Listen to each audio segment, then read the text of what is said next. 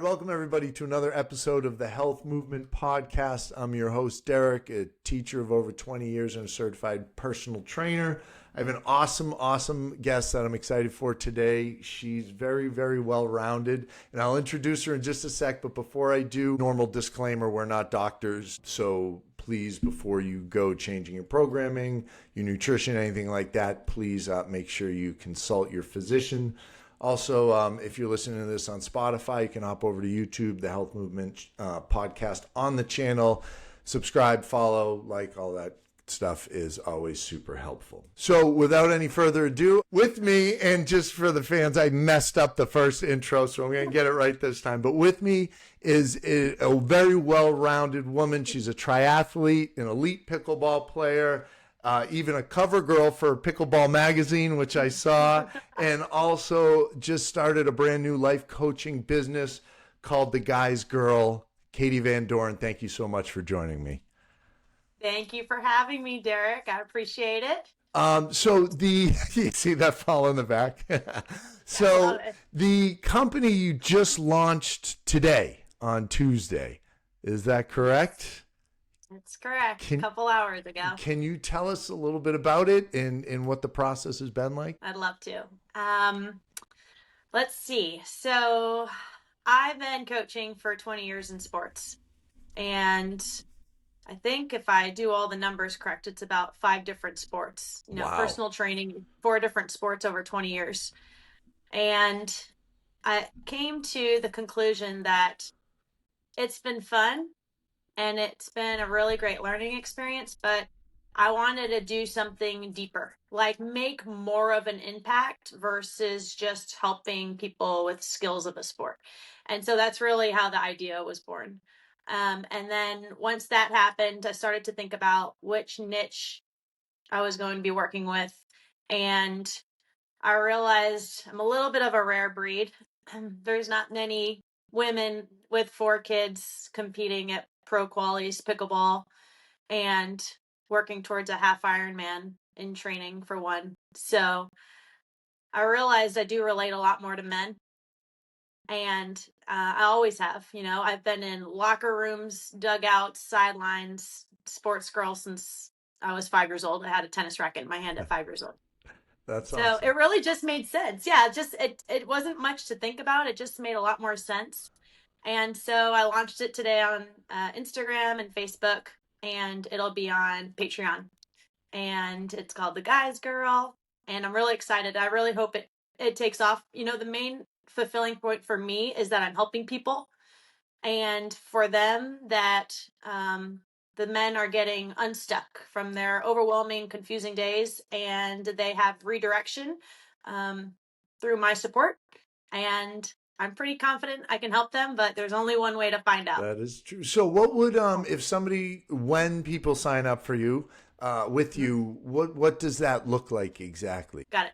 So as the 4 tiers that I've created, as they join from 1 all the way to 4 has the most access with me. So tier 4 is life coaching through like a Zoom, chat. On the bottom, on 1 is more just like quotes and articles and podcasts, something that motivates me, something that gets me going, and also sharing my half-Ironman training story with them. So I just entered week 4 of 20. Nice. So they get motivated through my training schedule. And then 2 is direct messaging and community chats, question and answers, more video chats. And then 3 is also Zoom option. That's so awesome. They just get more access to me as they go up the tiers. And when we had talked beforehand and you talked about your experience as a personal trainer, it seemed like you were saying, and correct me if I'm wrong, but it was more the connection, emotionally helping out, that sort of thing, than, you have to do 3 reps at your max weight to try and increase. It wasn't really programming as much as helping people with the mindset and everything else that goes along with it. That's so true. So in 2007, when I started personal training after my job at Madison Square Garden, I realized about a year in that the reason I was retaining my clients wasn't because I was the best, wisest trainer. It was because I was a great listener. And people really appreciated that. As you're working out and your endorphins are going, they just start talking. And I value people. I value connections with people. Like time and the company is like a love language of mine. So I like care about them, right? And you develop this relationship with them.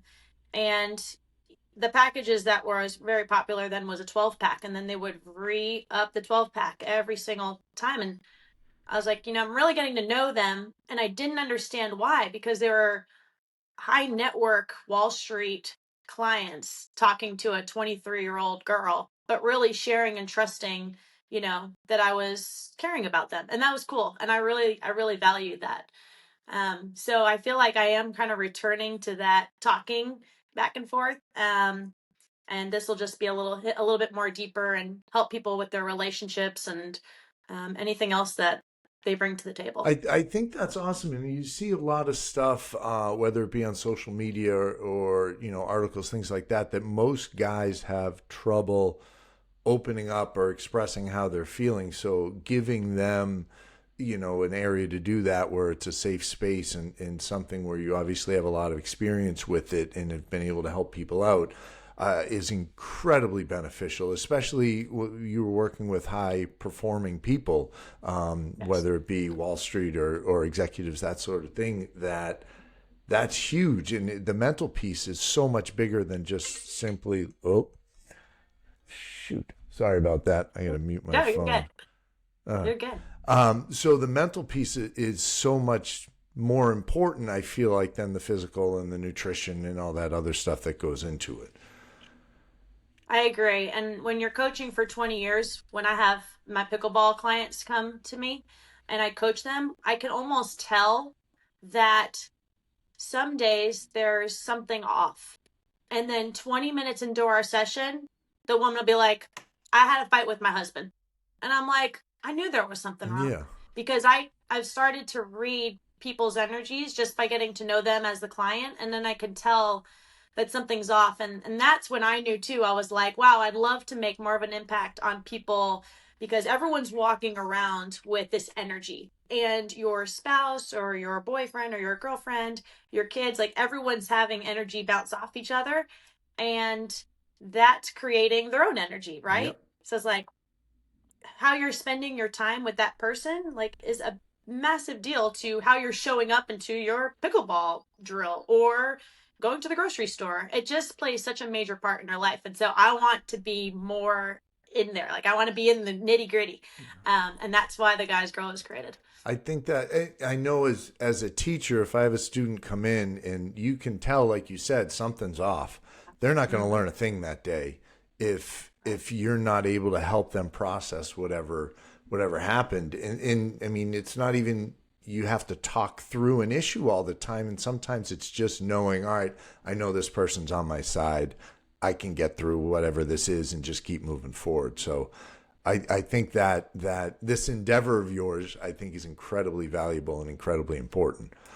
Well, thanks. Yeah, and I think for you as a teacher, like, you're not just being a teacher, like, you're being their teammate, Yeah. but like unknowingly, like, not mean to label it, but you are, like, because if they lean on you, they're like looking to you as like that teammate and that friend for support. I was talking to one of my teachers, one of my teachers, one of the teachers at school, and it was stuff going on in the class where students had problems and things like that, and she was explaining it to me, like trying to get advice. I'm like, they didn't go through any of this at school with us. It was like how to build a lesson plan and how to teach certain skills, but they're just so much less important than all the other stuff that you have to deal with, where kids might my first year, oh, this was brutal.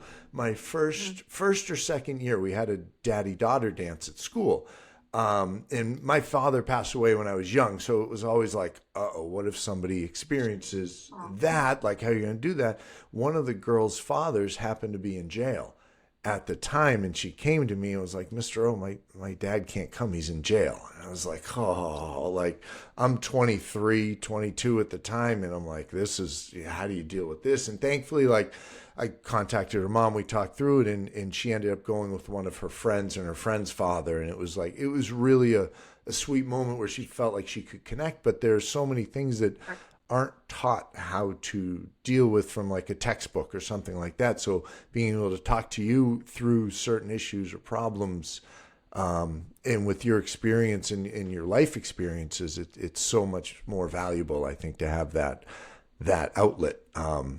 So again, I think that's awesome. How can people find it? Like, what's the best way? And I'll put all this stuff in the description in the show notes. Yeah, yeah. I'm really sorry about your dad. Oh no, thank you. Just That's want to say okay. that. Yeah. And I also think that, like, for me, sports has taught me how to navigate life. And so, like, I find connections through sports to navigate my life because of teamwork, through basketball, because of, individual sports like singles tennis. Like, everything's on you. You've got to figure out this next point. You also have to let go of the next point. Like, there's a lot of things that have come with playing different sports, being in triathlon, doing even a sport in triathlon I may not love, but I'm going to do it because it's uncomfortable and I know that life's uncomfortable. So everything kind of gets mirrored from sports to life for me, which is really cool. And so Patreon, people can find the Guys Girl on Patreon. So it's www.patreon.com/the Guys Girl. So, yep, that's how they can find me. And it's published, it's up and running. I think I had over, I did look, I think about 130 views on it Already. before, yeah, about an hour ago. Yeah, That's so that's super cool. fantastic. Yeah, thank you. Thanks. I'm excited. I've come to the point in my life of like trusting my journey where like I want it to work out, but I also want the plan just to be as is and know that I'm just trusting the plan that this can lead to something else, or maybe I'll sit in this for a long season or maybe not. So just the idea of being flexible with life is like a really peaceful place to be. You had mentioned before, making yourself uncomfortable with either working out or trying something new. What level of comfort did you have with it, or how uncomfortable was this? And then hitting that final like publish button, was that a super anxious moment, or were you just excited that like it's done, it's going up, I can't wait? It was, and I think that this is like typical Katie. It's like exhausted. I like get because I'm not well in the gray area. I am all in and I do it fully passionately or I'm out. And it's very clear. I'm either all in or out. And so if I'm all in, I put all the details into, it kind of reminds me of doing a scrapbook on Instagram, honestly. Like I feel like I'm scrapbooking, a reel to put it all together, but you have the pictures, then you have the music, and then you have the captions, and the captions are off. And I'm just want it right because that delivery to me is a reflection of how Patreon's going to be. And Patreon's going to be great. And the reel was great. And that's how I want it to be lined up. Um, but I also heard something the other day about like not being perfectionist in a way where progression is really the most important thing of everything. And I was like, that's it, and I have nothing to be afraid of. This is just something I'm passionate about. I'm very authentic about it. And so like, I really believe I can help people, so might as well hit the submit I button, like it. you I know? like it. Yeah. There was something I heard too. I wish I remember who said it. I feel like I always do that. I hear these things and I forget who the heck said it. Yeah. But one of the biggest problems people have is they want it perfect before they start. So they spend 6, 8, 10 months trying to make it perfect. And if they just hit go 6, 8 months ago, by the time you reach the same point on a timeline, you've had 6, 8 months experience. And there was So true. So true. a professor. It was like pottery or something like that in college, and he split his class up into two groups. One of the groups had to make one pot, that was it, but it had to be perfect. The other group had to make a pot every single day for the trimester. And the group that made a pot every single day, their pot at the end was phenomenal. And the group Love that that. just made one, it kind of sucked I because love there's that. no experience. There's nothing There's no behind it. experience. Yeah. That's true. That's true. And a lot of people, I'm kind of one of them, like the whole YOLO, like you only live once. Like we're going to experience this life as much as possible. And I appreciate you calling me um, well-rounded, but I am like, I love to wear all these different hats because I'm like, how can I experience this life and wear all these different hats and then share it? Because that's like the point of gifts, right? Like everyone has gifts. My half Ironman training is not going to be for you, right? And that's okay. And your gift of being a teacher is not going to be for me, and that's good because then we're supposed to share our gifts. Yeah. Um, I don't know if you've ever heard of the Steve Prefontaine quote. It's Which I know who he is, the runner. Yeah. What's the quote? yeah, it's to give anything less than your best is to sacrifice the gift. So we're all gifted. We all need to find our gifts, and then we're supposed to share them. And we shouldn't be sacrificing them. We should be using them, and we should be sharing them, and just making the world a better place. Ah, I like that. I like that. That was an excellent movie too. I don't know if you saw that. I think was the name of it, but it was all about Pre. Yeah. It was awesome. Um, Didn't see it. so talking about well-rounded, you were a D1 college athlete, correct? Yes. Was that in basketball or what was that in? It was in a sport that I never played in high school. What? So, What was that? yeah. Well, I played basketball and tennis up until college. Okay. And my senior year in high school, in tennis, I went 24-0. And that really helped propel me into the Hall of Fame of my high school. That's awesome. Congratulations. Thanks. But after that season was basketball, and we were 10th in the state. So I was really successful in both sports. And what I decided was to go for tennis, and send my tape in for tennis to Seton Hall. And the coach said that there was two videos that she's looking at, mine and another girl's. And she said, I'm sorry, we're not taking you. We're taking the other girl. And I was like, Oh, oh. yeah. And I was like, that's it. I'm going for basketball. So I trained a whole year and ran with the girls' basketball team in the fall so I can play with them and try out in the winter. And so I try out for the basketball team my sophomore year. There was 5 spots available, and me and another girl were trying out. And I was like, okay. And I had my tryout, called my dad. I said, I had a great tryout. Like, I felt really good about this tryout.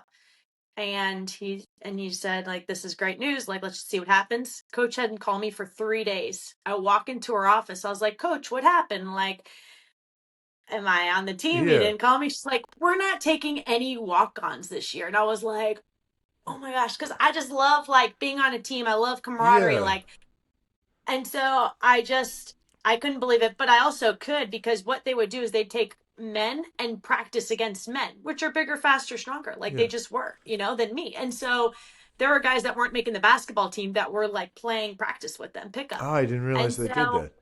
yeah, they did it at Seton Hall. And so I then started running, and I started running around the school, and the running coach comes up to me. She goes, you just can't be running for fun. She's like, you have to run for us. And it was like the angels were just like, as far as like she had a halo around her head at the time. And I was like, oh my gosh. And Was I remember this like track putting on the or cross country? cross Cross country. country. There you go. Yeah. And I remember putting on the uniform and like, be like, wow, what a wild ride that was. Yeah. And so my junior year, I ran Division I cross country. She said, if you place in the top 5, we'll count your score. And that was all I needed to hear. So I trained really hard, and then every now and then I'd be the 5th one. That's and they'd great. count my time. That's awesome. So it was super cool. And that honestly led to like marathons and triathlons. And I was like, who would have thought being rejected by basketball and tennis would lead you into running? Yeah. Right? And then running leads you into this and that. Like, it's just, that's why like trusting your journey is just, if you're rejected, okay, like that art of letting go and trusting the next step is unbelievable. It's funny that you say that, and I wouldn't think like a basketball player, because that's a lot of sprinting and strength and everything to turn into a cross country runner. Usually you don't get that overlap with those two sports, but that's an impressive shift that you were able to do. And the fact that you were running for fun, like that's a little strange. I just needed to like exercise. Yeah. Like exercise has always been there. And I couldn't play tennis with anyone on campus. Basketball was over. And those are my two main sports. So I just started to like run for fun. And that worked out. That's And great. that was it. Yeah. That's So awesome. When I was it was a cool story. I graduated college with a computer science degree, and I got hired. This was 2000. I graduated, and they were giving away computer jobs to everybody. So I had a job right out of college, in the company I was working for. When I got hired in, I think it was April of my senior year, they had about 150 people in the company, and then when I started in August, they were up to 800, and then come, I don't know what it was, November, the bubble like burst, and nobody needed. I was doing internet consulting and we were building websites. Nobody needed it, so they laid off the entire staff, mostly in January. I think it was 80% got laid off in January, and then by I think March the company was bought and most people were gone. So I was looking for other jobs, and I had a job. My mom's friend brought me in for an interview at Verizon to be an inside sales rep and go from there. And I went in for the interview. I get the call that night from my mom's friend, and she's like, "You got the job. This is great. They'll call you officially tomorrow." I'm like, "Oh, thank goodness."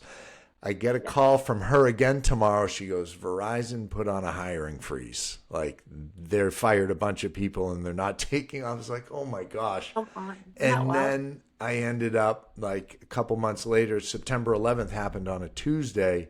That Thursday, I was like, I want to teach. I know I love doing that. I had taken all the classes in college, so I ended up teaching.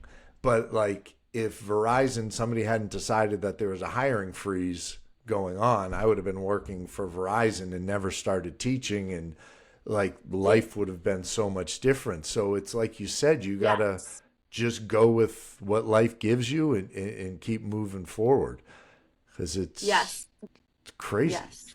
That's a wild story. And don't sit too much like in the impact of a rejection. Yes. Because to me, you want to sit in it enough where you embraced that this stings, right? Yeah. But staying in that too long, whatever space that might mean, can actually hurt you worse. Because then you like, kind of, we were talking about experiences earlier, like you experience life less because you're just sitting in it. It's such a waste of time. Like, let's just go. There's got to be something else, right? And I think that's like a hope in everything. It's like there's got to be something else, bigger, better, more exciting. That's right? tough to do sometimes too. Like if you get knocked down, yes, it stings, and feel it, like get over it, like accept it that it's there, and then move forward. But that's not always easy to do, especially if those are like one after the other. You keep getting knocked down. That can be really tough. But again, that's where you come in now. That's how you'll be able to help people out, because you've had these experiences, like we've been saying. That's awesome. I've had them. And you started that at like 18, 19, going freshman, sophomore year of college. And it sounds like that's just been your mindset forever. Yeah, that was very impactful. Those two rejections, because they were both sports, and sports meant so much to me. I was like, that's my love language rejecting me right now. Like, hey, like the back-to-back years, what the heck? Yeah. And so, but then, it was like a butterfly after that with running, and it took me right to, I completed 4 New York City marathons. Oh, wow. And one of them was a volunteer effort with a tetraplegic. I don't know if you're familiar with the Achilles charity. No, I'm not. They, the guy had a bike. He was a tetraplegic, so he was paralyzed. And then I had a whistle. So I had trained the marathon myself, like my own training program. And then I would run in front of him with a whistle to clear the way for runners so his bike can go on the side. Oh, I got you. That's incredible. Yeah, and then whenever he'd go down a hill, though, he would fly. Like, he would be past me. And then I'd have to catch up because he's on wheels. Yeah. He's not hitting the brakes. He's a smart guy, I'm sure. You just coast. No. In fact, the one that I ran with him, he PR'd that New York City marathon. Like, that was his cool. PR. But he was super cool. His name was Paul. But yeah, that like propelled me to New York City marathons. And then I qualified for Boston, ran the Boston Marathon. And then Nice. it's just, yeah, it's just, and just like you, like your teaching degree, right? Like it took you to your first year and then you butterfly into many, 23 many years years after that. later. Yeah. It's beautiful, right? Yes, It's super cool. it is. It's fun how that works. So It's a super you're cool story. training for a half Ironman right now. Can you, for Hmm. those people who don't know what that is, can you kind of explain what an Ironman is and what goes into that? Sure. In triathlon, you always participate in three sports. It's swim and then bike and then run. And then in triathlon, there's four different levels usually. So you have your sprint triathlon and then your Olympic. And then the third level is half Ironman. And then the top is your full Ironman. Um, so I'm doing the third tier. What are the And this distances one. for the half Ironman? So the half Ironman is 1.2 mile swim. That's and for And then people who don't know, swimming 1.2 miles is an absolute nightmare. Like that sounds short. It is not. That is a nightmare. Sorry, I had to it's interject there. it's not easy. No. It's just it's not. And for some reason I entered into like I committed and I like as soon as I pay for it, I'm like, we're doing this. Like we are absolutely like signing up for the race is a major part for athletes to be like, we're in because Yeah. it's expensive. Like we're locked in, right? But I got in the pool and I was like, oh my gosh, I forgot how hard it. Like this is actually hard and doesn't feel smooth at all. And it's taken me, I would say it's taken me 5 to 6 weeks to feel comfortable again in the pool. Just comfortable, like smoother versus choppy. Yeah. Um, In what week did you say you're week 4 of the training out of 20? I'm in week In 4. week 4, Yes. yes. All right. Yep, I'm in week 4. And so it's 1.2 mile swim and then a 56 mile bike and then a half marathon, so a 13.1 mile run. I think the pros doing it about 3.5 to 4.5 hours. And the one that I did 15 years ago was around 5.5 hours. I tried to find my time. I couldn't find it. Oh. Um, I'm like the medals that I have are all in a bag. I don't like hang my medals up. I do love the journey. I'm more like the journey girl. Yes. And then like the euphoria at the finish line, and then like the medal goes in a bag, and I'm looking for the next I race. Like like it's that. just like I like that. I did one, and I forget if I told this on already or not, but a buddy of mine had Lyme disease, and it was pretty bad, stint into the heart and everything. And he got over it, and he talked to me and one of my buddies, and he's like, I got to do something. Can you guys do this with me? And he found it was called the Lake Tully Triathlon. It was not a normal triathlon. You did like a mile in the water, but it was with a boat or a kayak or something like that. You get oh, out cool. and then you ran, I want to say it was 7.5 miles and then biked like 15. I think I have that right.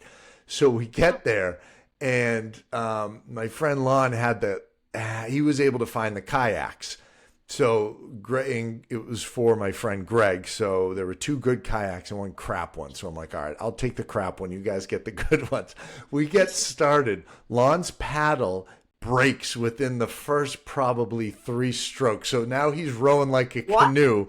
And Greg's, I think, broke like 5 minutes later. So I'm blowing by him in my crappy kayak. What? I No know. way. And then we get out, we're running, everything's fine. And I'm probably top third. So I was like, oh, I'm doing great. I didn't know what to eat. Yep. I didn't understand nutrition or anything like that.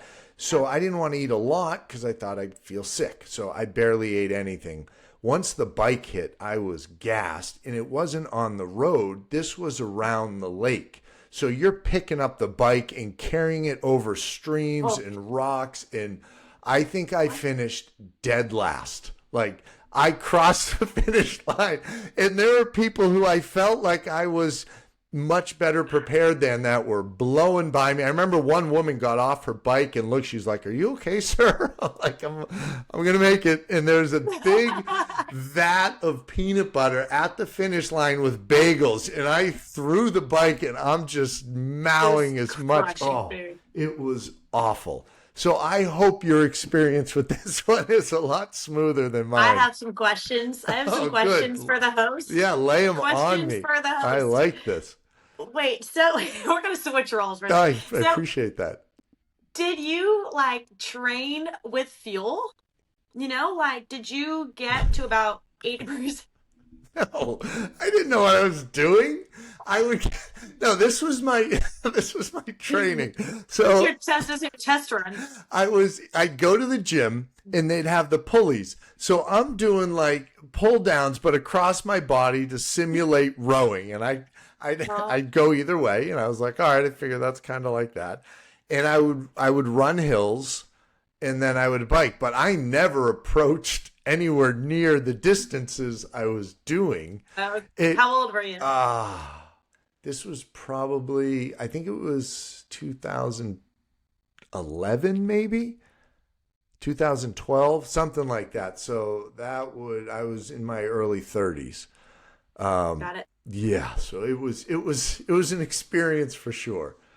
It was a learning It experience. was. I learned to never go back to Lake Tully and do it, but now I want to do it again because my See? stubborn side comes out, and I'm like, come on, you can do way better than that.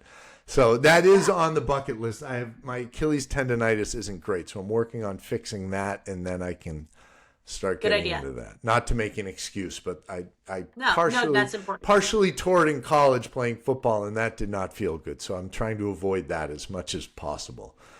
Yeah, no, and like, of course, you want to like show up into a race healthy and Yes. not like it's just any kind of training. Yeah. You'd want to take care of yourself first. Yeah, absolutely. Yeah. But I would like to say, if you do and your Achilles heals, like there is something to the wisdom of being older, right? Yes. So last time I did a half Ironman, I was 25. I'm 40. I'm way wiser. I really know and understand that weight training, like the fourth leg of the triathlon, is going to be a Mm. massive component to my ability to arrive at the start line healthy.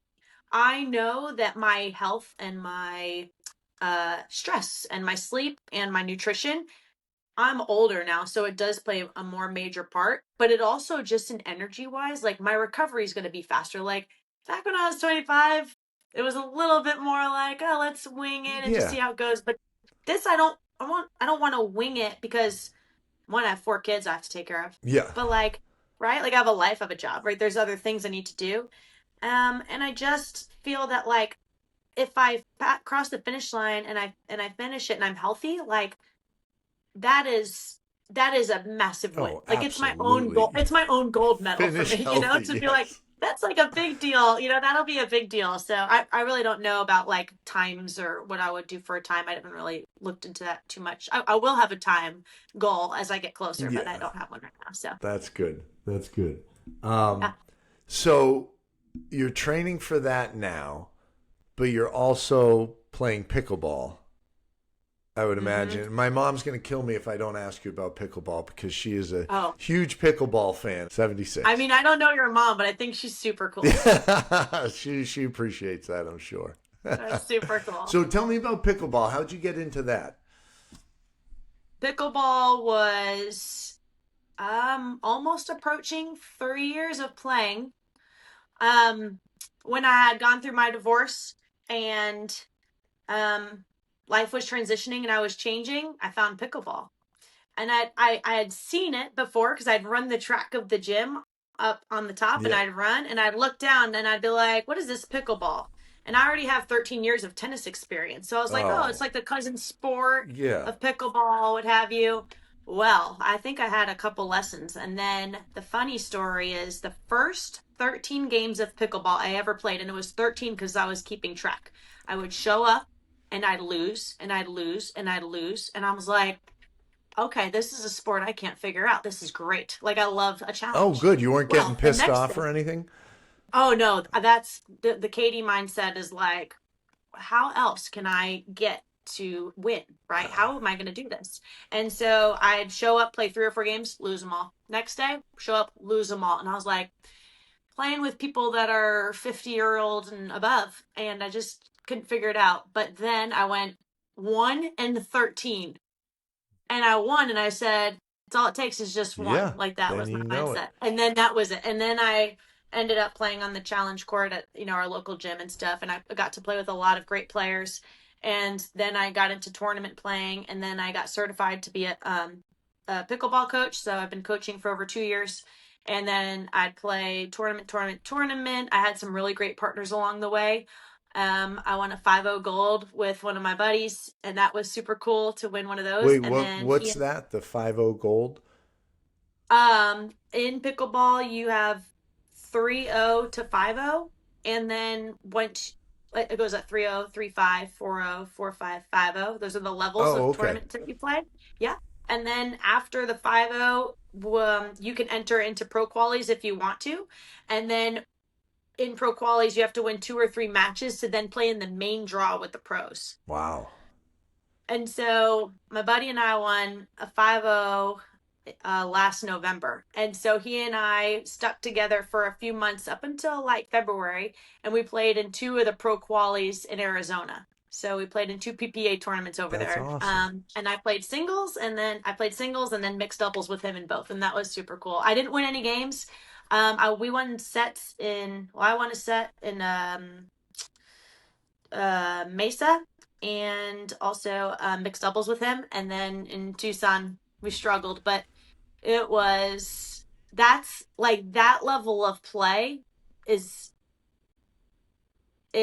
for me hard to win. And so if I do win it, that's like a massive accomplishment, right? Oh, Because I'm yeah. just like, that's what I live for. I don't and oftentimes like people will sandbag just to get a trophy. Oh, yeah. Sandbag means they play under. I'm more like, I love coming in as the underdog and just gritty, gritty, Oh, gritty, I'd gritty. much rather do And that. just, yeah. But not everybody does. Yeah. And I didn't, like in pickleball, it's like not everybody, a lot of more than I thought tend to sandbag for the medal. And it's just not my mind. It's just not my competitive nature, and that's fine. That works for them, fine. It doesn't work for me. And so after we won that 5-0, I was like, let's just go up to pro qualies. Yeah. Let's just give it a run and see what happens. So we didn't get crushed, you know. That's good. It was competitive. It was great. But when you win But I only those had 2 sets, runs. that's an accomplishment as opposed to playing down to people who are, you're better than. Like that's no So fun. or just staying in it. Yeah. I need the push. It's just I've been doing this for 35 years. It would be weird if I didn't do it, like Yeah. I need to try, and I'm not afraid to fail it. It's more like let's just go see what happens. So it was a really cool experience that That we does had, sound like it. and it was cool. And you already told us where the medals go, so it's not like you're playing for the medals anyway. They just get hidden in a bag somewhere. You never look Let's at them. go in the bag. They go in the triathlon bag, and they're all sitting there. Yeah, that's not it for me. It's just personal. It's Yeah. just like all the training, and then it's like, here's your match. Here's your race. What do you got?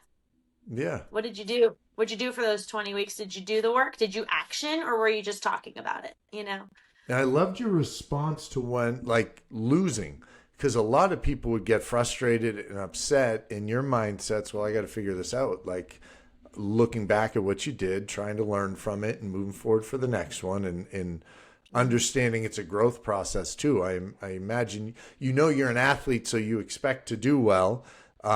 So maybe there's a little surprise there. I don't know if that was there, or you go in knowing like this is something brand new, so I'm going to have to take my lumps and learn from it and go from there and keep building it. I don't know. I'm a huge Kobe Bryant fan, and that's Yeah, his me too. mindset is you don't get upset, even you don't get too big or you get too upset. You learn from it and you move forward, and that's what you got to do. And that sounds like Right. that's what you did, so that's awesome. Yeah, good thing I didn't stop when I lost the 7th game back. Yeah. Back 2.5. Good thing I didn't stop then. And that's almost like with it. I went to 0-13. Yeah, that takes some determination there to keep going. I like that.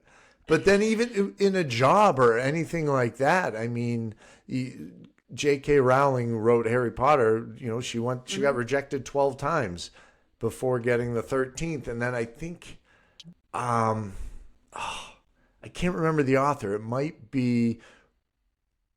have been Rick Riordan, but I might be getting that wrong. He was done, and his wife like pulled the manuscript out of the trash and said, "Try one more." And he tried one more, and that was the one that was yes. And that's what you got to do. I love There's a that. quote I heard that said the only difference between me succeeding and you failing is I just tried one more time. And Yep. that's, I love that. yeah, that's the attitude you need. You know who also failed a lot was Walt Disney. Yes. Walt Disney, Yes. like Disney World, the experience of Disney World is unbelievable. Like, I don't know how they do it. They're so consistent and it's so magical. Like, I'm so glad he did just one more, you Yeah. know? And then when he did it, I think, didn't his first cartoon get stolen by like his business partner? He had to start over from scratch. I feel like he had a heck of a road to it. And I mentioned this before, in the back of my classroom, I have all these like portraits of successful people, and they all had to deal with failures or learning disabilities or different things that they had to go through, but they just kept pushing, and Yes. they had a vision, they had a desire, they had a passion for something, and they Yes. didn't stop, which is if you're going to give me a choice between two people, one who's talented and one who doesn't quit, give me the one who doesn't quit. Because, All day. yeah. All day. Yeah. Talent's got more of a ceiling. The non-quitters are dangerous. They're Oh, they just are. really, They are. yeah. They're growing up. There was a family of four boys, and you go over to their house because they had a pool, a bumper pool, or like a pool table, wiffle ball. Like that was the fun house to go. The problem is like they're all boys, so it turns into wrestling matches, and there's always one Yeah. you wouldn't wrestle because he would not stop. Like you'd break Yeah. his arm and he'd keep wrestling. So I learned quickly that there are certain people that they just have that mindset and they're never going to stop. Yeah, that's the hustle. Yeah, a lot of respect for that. A lot of respect for Yeah. that. Yeah. They're my role models, to be honest. Yeah, It's super cool. yeah, that's it, and that's the mindset you need, and it's. I feel like everybody has it. You just have to find the thing that turns that on for you, that flips that switch, and you I either agree. you get tired of being in that place that you are, and I think it was you won't change until the thought of staying where you are is far worse than the thought of failing. I ruined that quote, damn it. But yeah, you know But what I I mean. know exactly what you're talking Yes, and about. I can't. I know exactly what you Damn meant. it. I couldn't land the plane on that one, but hopefully people know what I'm trying to say. I got it. I All got it. right. They got it. I It appreciate was an energy. that. All right. Well, I've taken up a bunch of your time here. Is there anything else that you wanted to make sure we covered, or another shout out for the guys, girl that we didn't get to that want to make sure we cover? I love what we covered, and I just appreciate you inviting me to share it. And what's meant to be will find its way. And I just send all positive vibes to the guys, girl, and I just am grateful for this time. So thank you for Awesome. having Well, me. I really Yeah. appreciate you hopping on with me, and for everybody listening, thank you for taking the time.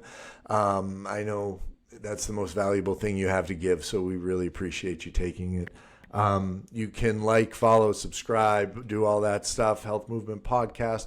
Follow Katie on Instagram, Patreon. Hop over to her website on that, and I'll link everything in the show notes.